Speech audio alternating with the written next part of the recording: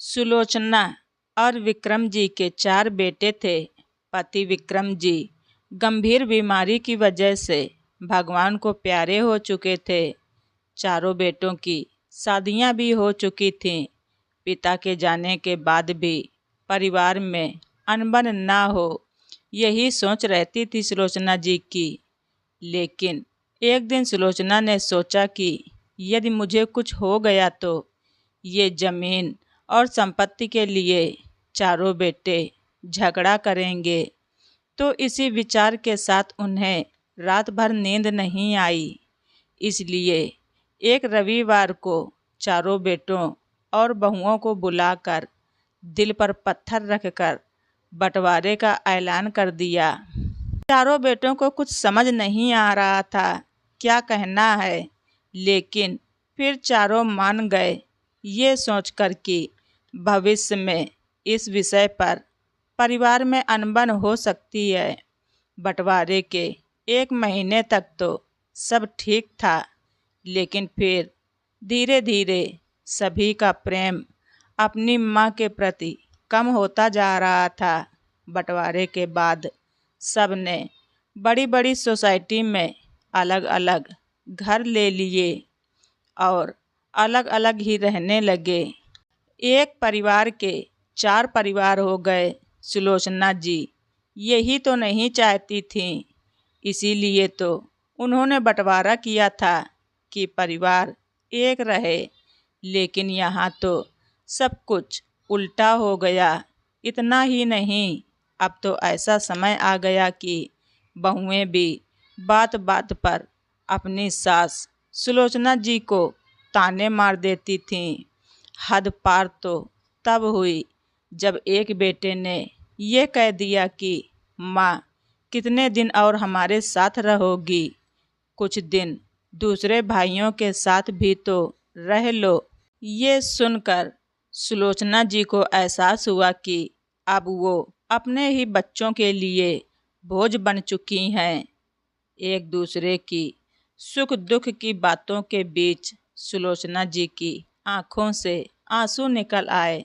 निकिता ने सुलोचना जी से पूछा और सुलोचना जी ने अपना सारा दर्द अपनी सहेली के साथ शेयर कर दिया। निकिता सुलोचना से पूछती है कि तुम अब क्या चाहती हो? तो सुलोचना जी ने कहा, मैं सिर्फ अपने परिवार का प्यार और परिवार की एकता चाहती हूँ। निकिता ने कहा कि मेरे पास एक रास्ता है और तुम्हें मेरे बताए रास्ते पर चलना होगा, तभी तुम्हारी दोनों इच्छाएं पूरी हो सकती हैं। सुलोचना जी ने बिना कुछ सोचे हाँ कह दिया। फिर अगले दिन दोनों मिलीं और निकिता ने सुलोचना जी को एक संदूक दिया। सुलोचना जी को कुछ समझ नहीं आया तो पूछा कि निकिता, इसका क्या करना है और ये मेरी इच्छा पूरी करने में क्या मदद करेगा? फिर निकिता ने कहा कि तुम घर जाकर अपने चारों बेटों से सिर्फ इतना कह दो कि इस संदूक में बहुत बड़ी संपत्ति है जो मेरे मरने के बाद तुम सबको मिलेगी। तब तक मैं इसे अपने कमरे में रखूँगी और इसकी चाबी मेरी सहेली निकिता के पास रहेगी। सुलोचना जी ने वैसा ही किया। ये सुनकर घर में तो मानो सबके दिमाग ही घूम गए।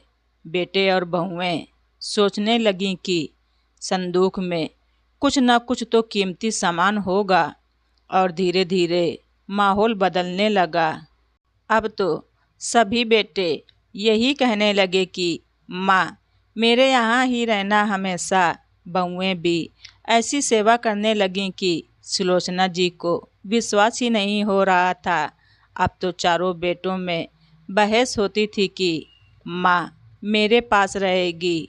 सुलोचना जी ये सब देखकर खुश तो थीं, लेकिन वो सभी की नीयत को समझ गई थीं कि ये जो इतना प्रेम उमड़ रहा है वो माँ के प्रति नहीं बल्कि संदूक के प्रति प्रेम था।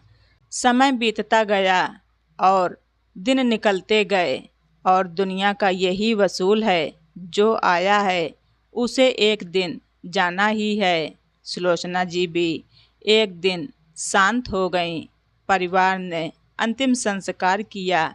अभी चिता की राख ठंडी भी नहीं हुई थी कि सब टूट पड़े संदूक पर। लेकिन संदूक की चाबी तो निकिता जी के पास थी। हर प्रयास कर लिया लेकिन संदूक खुलने का नाम ही नहीं ले रहा था। तभी निकिता जी वहां आईं और चाबी देकर चली गईं।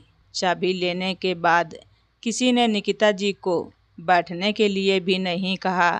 खैर, परिवार ने संदूक खोल ही लिया।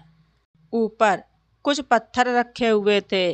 पत्थर के नीचे एक लिफाफा था।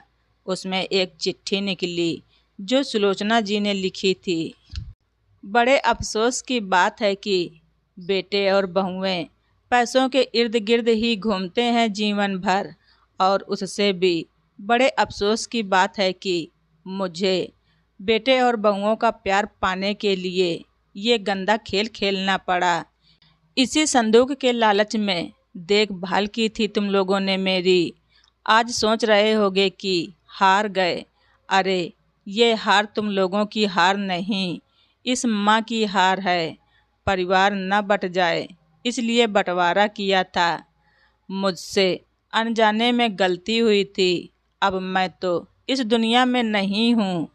लेकिन यदि मेरी अंतिम इच्छा पूरी करना चाहते हो तो फिर से एक हो जाओ, क्योंकि परिवार की एकता ही मेरी अंतिम इच्छा थी।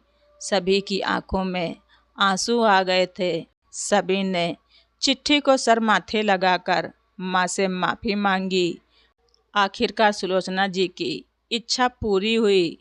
पूरा परिवार रहता तो अलग अलग है, पर अब सभी में एकता है और तीज त्योहार एक साथ मिलकर मनाते हैं। तो दोस्तों, आप सभी लोगों को हमारी ये स्टोरी कैसी लगी कमेंट बॉक्स में ज़रूर लिखें। चैनल पर नए हैं तो सब्सक्राइब करना ना भूलें। धन्यवाद। रिचा वॉइस।